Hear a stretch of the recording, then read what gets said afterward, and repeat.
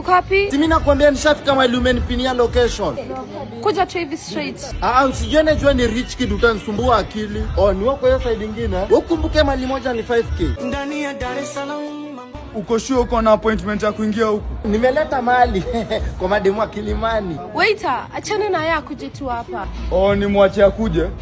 Sawa boss. Nishawacheki basi. Acha mimi ningevo nipeleke mali, si ndio? Bado mtoto.